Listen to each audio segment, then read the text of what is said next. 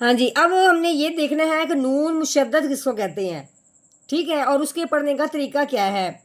یہ جو تین دنوں والی شاد لگی ہوئی ہے اس کو تشدید بھی کہتے ہیں، شاد بھی کہتے ہیں، اور یہ تشدید یا شاد جس حرف کے اوپر آتی ہے اس حرف کو مشدد کہتے ہیں۔ جیسا کہ اب یہ شد آئی ہے نون کے اوپر، اس کا نام ہو گیا نون مشدد۔ کیا نام ہو گیا؟ نون مشدد۔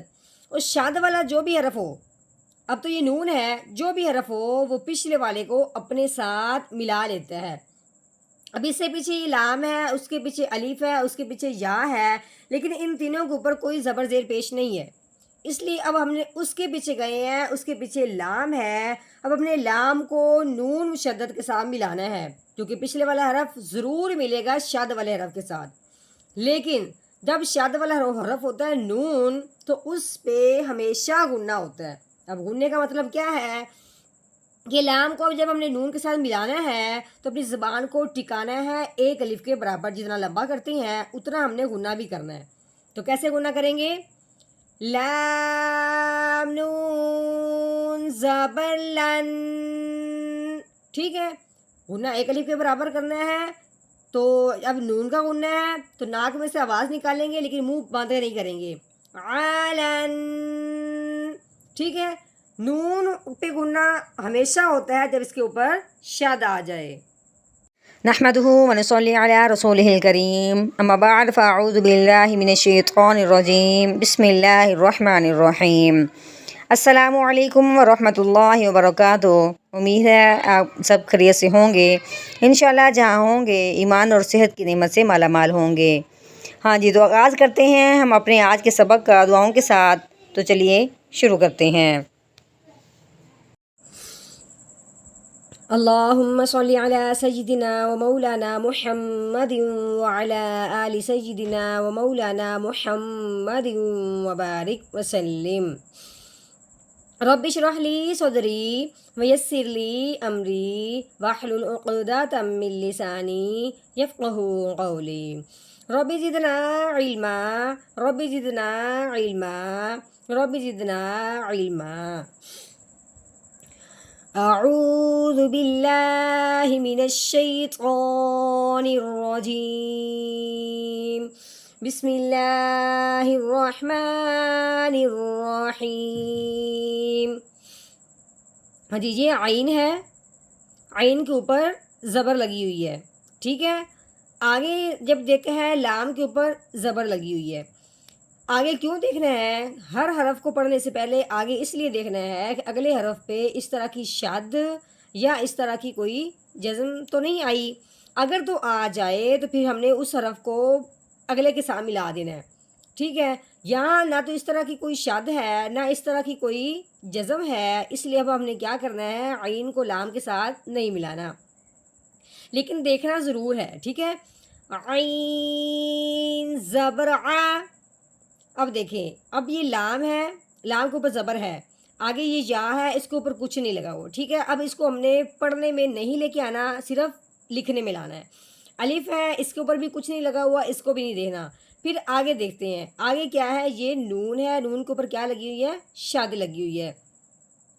نون اور میم پہ شد آ جائے تو نون اور میم پہ ہمیشہ غنہ کرتے ہیں، یہ بات ہمیشہ آپ نے ذہن میں رکھنی ہے۔ تو شاد والا جو بھی حرف ہوتا ہے وہ پچھلے والے کو اپنے ساتھ ملاتا ہے۔ ابھی ہم نے کیا کہا تھا کہ ہر حرف کو پڑھنے سے پہلے آگے ضرور دیکھنا ہے۔ جب ہم نے آگے دیکھا ہے، آگے نون کے اوپر شاد آ گئی ہے، اب مطلب یہ ہے کہ اب اپنے لام کو نون کے ساتھ ملانا ہے۔ یہ شاد جس حرف کے اوپر آتی ہے اس حرف کو مشدد کہتے ہیں، ٹھیک ہے۔ شاد کو تشدید بھی کہتے ہیں اور جس حرف کے اوپر آئے اس کو مشدد کہتے ہیں۔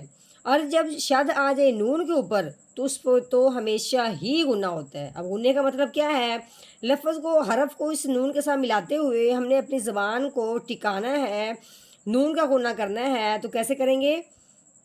لام نون زبر لن، علن، ٹھیک ہو گیا۔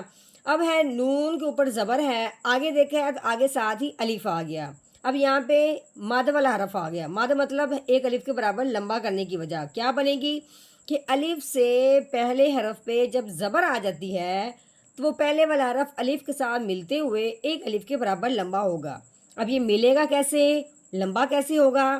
چلیے, نون الف زبر نا, علنا. اب سین کے نیچے زیر ہے, آگے یا کے اوپر زبر ہے, مطلب یہ کہ سین آگے نہیں ملنے والا. سین زیر سی, علن ناسی. ہاں جی, آگے دیکھیں, یہ یا ہے, یا کے اوپر زبر لگی ہوئی ہے, آگے یہ سین, سین کے اوپر جزم لگی ہوئی ہے. ٹھیک ہے, یہ جزم جس حرف کے اوپر آتی ہے اس حرف کو ساکن کہتے ہیں. اب جزم آئی ہے سین کے اوپر, یہ ہو گیا سین ساکن. اب جو بھی حرف ساکن ہوتا ہے اس سے پچھلا جو بھی حرف ہو وہ اس ساکن کے ساتھ مل جاتا ہے. اب پچھلے والا حرف کیا تھا, یا, اب ہم نے یا کو سین کے ساتھ ملانا ہے. ٹھیک ہے, کیسے؟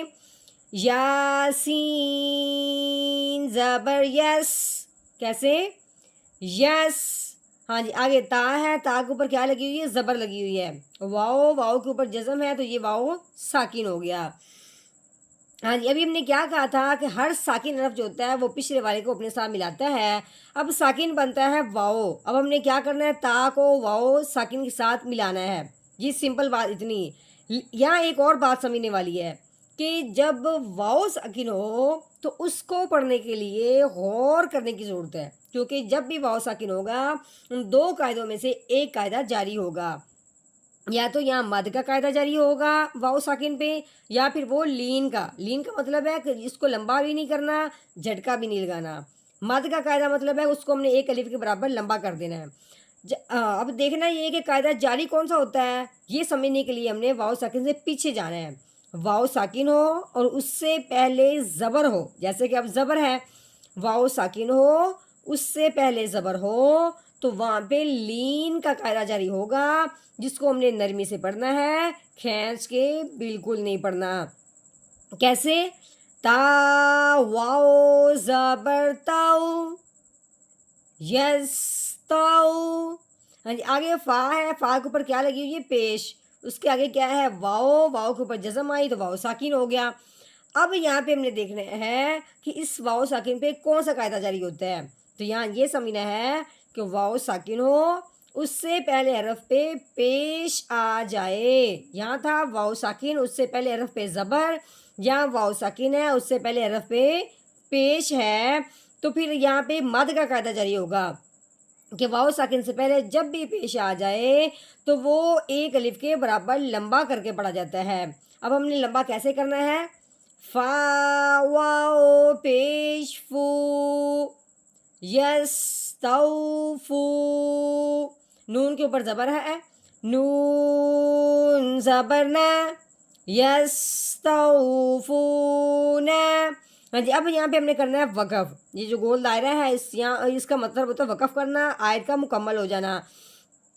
ٹھیک ہے, اب وقف کی صورت میں جو آخر والا حرف ہوتا ہے اس کو کر دیتے ہیں ساکن. وہ کون سا بن رہا ہے, نون بن رہا ہے. نون کی ہم نے زبر ہٹا دینی ہے, ساکن ہو جائے گا.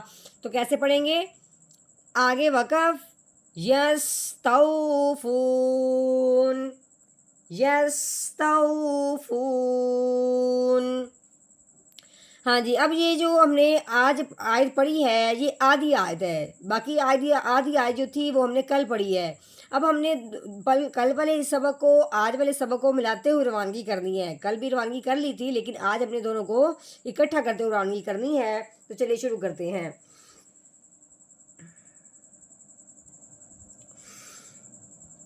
اعوذ باللہ من الشیطان الرجیم. سورۃ المطففین مکیہ.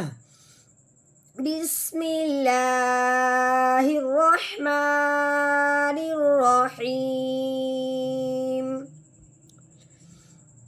الذین اذا اکتالوا علی الناس یستوفون. الذین اذا اکتالوا علی الناس يستوفون